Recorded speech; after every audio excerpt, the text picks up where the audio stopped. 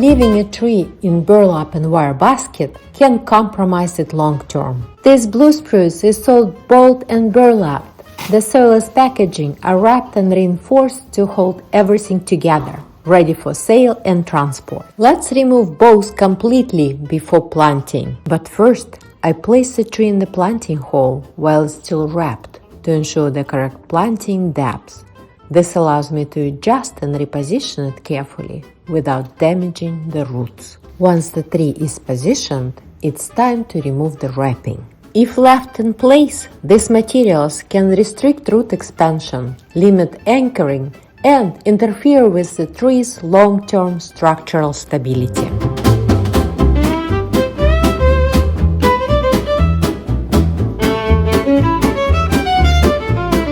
To remove everything from the root ball, I carefully lay the tree on its side to access the bottom and sides safely, since the tree is quite heavy.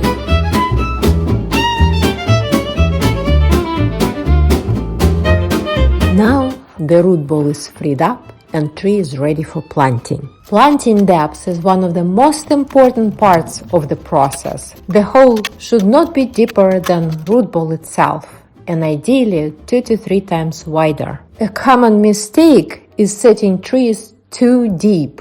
To get the depth right, I locate the root flare, the point where the trunk begins to widen and transition into roots. On many nursery trees, the root flare is buried under excess soil, so I gently clear it until it's visible. The root flare should remain exposed after planting. Looking at the tree placement in the planting hole, I see that it's slightly deeper than intended. So I create a bit of space under the root ball and add extra soil to raise it to the correct height.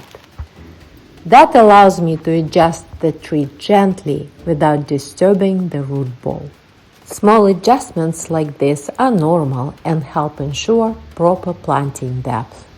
Taking the time to get the placement right keeps the tree straight and at the correct height before backfilling. I work in Biotone-starter fertilizer at the base and the sides of the root ball. It contains beneficial microbes and mycorrhizae that help reduce transplant shock and support strong root development. To fill the planting hole, I use a planting blend mixed with a native soil. This improves soil structure while still encouraging roots to establish into the surrounding soil. I gently firm the soil as I backfill to eliminate large air pockets without over-compacting it. To help the tree establish, I create a shallow berm around it, a water-holding basin that ensures water reaches the roots efficiently. Once the tree is in place, any extra soil around the planting area is removed so the grade is smooth. Then, let's give the tree a good drink of water to help the soil settle, eliminate any remaining air pockets, and make sure the roots get plenty of hydration. It's always a good idea to add mulch once planting is done, and I like to do it too. It helps retain moisture, protect the roots from heat and cold, and suppress weeds. Just make sure to keep the mulch a few inches away from the trunk to prevent moisture buildup, rotting, or disease. Planting a bolt and burlap tree like this blue spruce doesn't have to be complicated.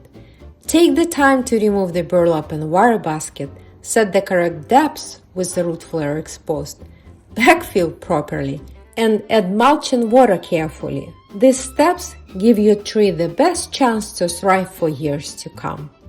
If you found this video helpful, please like and subscribe for more tips and gardening stories. I'll see you in the next video. Happy gardening!